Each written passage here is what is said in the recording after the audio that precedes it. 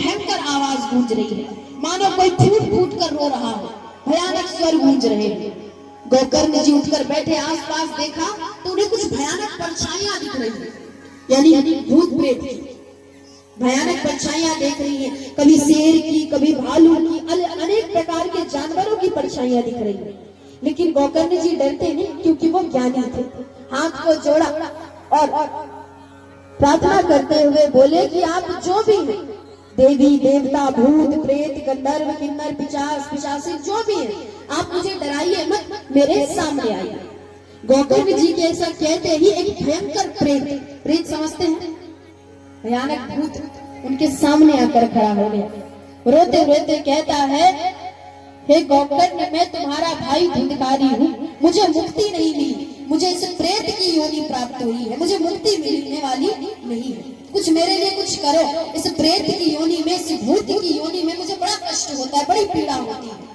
गोकर्ण जी कहते हैं, अरे भ्राताश्री, अरे धुंधकारी, मैंने तो तुम्हारे लिए गया में पिंडदान किया है, और गया की ऐसी मान्यता है कि एक बार भी किसी का अगर पिंडदान गया में हो जाए तो उसे मुक्ति अवश्य मिलेगी, उसे मुक्ति अवश्य मिलेगी, भगवत धाम की प्राप्ति अवश्य होगी। धुंधकारी हंसता हुआ कहता है, हे भाई गोकर्ण, एक बार तो क्या, अगर 100 बार भी तुम गया में मेरा पिंडदान करोगे तो भी मुझे मुक्ति नहीं मिलेगी। मेरे कर्म इतने खराब थे, मैंने इतने बुरे बुरे कर्म किए हैं कि कर्मों के अनुसार मुझे मुक्ति नहीं मिलने वाली। तुम कुछ ऐसा करो जिससे जल्द से जल्द मुझे मुक्ति की प्राप्ति हो। अब रात भर गोकर्ण जी जगह जगह विचार कर रहे हैं, करूं तो क्या करूं। रात भर विचार किया, लेकिन कोई उपाय नहीं निकला। प्रातः काल सुबह जब सूर्य नारायण प्रभु आते हैं, गोकर्ण जी अपने नित्य काम से निवृत्त होकर नहा धोकर सूर्य नारायण भगवान की आराधना करते, उन्हें रोकते हैं और प्रश्न करते हैं, हे प्रभु, एक बात बताइए, मैं ऐसा क्या करूं, ऐसा कौन सा वेद वेदांतर का पाठ करूं, ऐसा कौन सा मंत्र जपूं जिससे मेरे भाई धुंधकारी को इस भूत की योनि से मुक्ति मिल जाए, उसे भगवत धाम की प्राप्ति हो। सूर्य नारायण प्रभु कहते हैं, गोकर्ण, तुम सत्कर्म करो। सत्कर्म यानी श्रीमद् भागवत महापुराण की साप्ताहिक पाठ करो। केवल यही पाठ ऐसा है जो तुम्हारे भाई को मुक्ति प्रदान करा सकता है। सूर्य नारायण भगवान से आज्ञा लेकर अब गोकर्ण जी अपने गांव में पंडाल की व्यवस्था करते हैं, सारी चीजों की व्यवस्था करते हैं। दूर दूर तक प्रचार करवाया कि इस दिन यहाँ कथा होने वाली है, और गोकर्ण जी स्वयं व्यास बने, यानी स्वयं कथा के वक्ता बने। देखिए, जैसे मैं बोल रही हूँ तो मुझे वक्ता कहा जाता है, आप सब सुन रहे हैं तो आपको श्रोता कहा जाता है। तो गोकर्ण जी स्वयं कथा बोलने वाले वक्ता बने हैं, पूरे गांव के लोगों को बुलाया है। अब ये कथा हो किसके लिए रही है, तो ये भागवत कथा किस लिए हो रही है गांव में?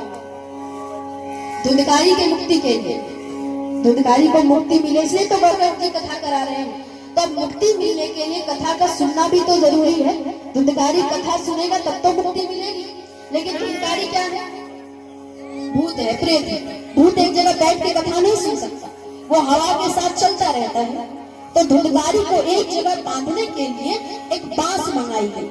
बांस तो जानते ही, जिसमें 7 गांठें थी, 7 गांठों वाली एक बांस मंगाई गई। उस बांस में मंत्रोच्चारण के द्वारा धुंधकारी को 7 दिनों के लिए, जब तक कथा होनी थी तब तक के लिए बांस में कैद कर दिया गया और बांस को सामने रख दिया गया। अब पहले दिन की कथा प्रारंभ होती है, गोकर्ण जी कथा प्रारंभ करते हैं।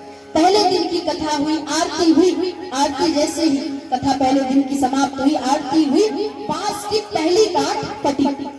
दूसरे दिन की कथा हुई, दूसरी गांठ फटती है। तीसरे दिन की कथा हुई, तीसरी गांठ फटती है। ऐसे करते करते अंतिम दिन 7वें दिन जब कथा समाप्त हुई, आरती हुई, तो बांस की 7वीं गांठ फटी और उसमें से प्राकट्य हुआ धुंधकारी जी महाराज का। देखिए, जो धुंधकारी अभी तक भूत प्रेत कहला रहा था, उसे महाराज कहा जा रहा है, और उसके लिए भगवान के पार्षद भी आते हैं।